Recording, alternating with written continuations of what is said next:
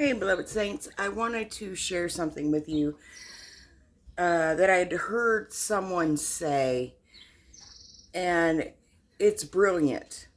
Um, what I see a lot of times is people learn something new or they change their position and they'll go around insisting everybody see it that way, and they will divide and be dogmatic if you don't. Everybody is learning and growing, and I don't think we should ever just be like, oh, I know it all now. No, I don't. This is why I don't insist everyone agree with me, because I've changed my positions after having them 50 years when I go into a deeper study. So this is what he said. I thought this was brilliant. Be more concerned with the truth you are pursuing than the truth you possess. Do you get it?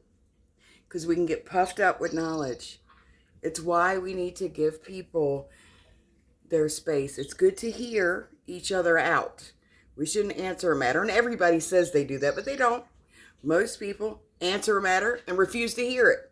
Or they'll claim they'll hear it, but they really don't.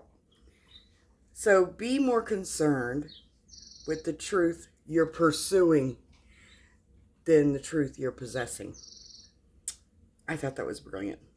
God bless you.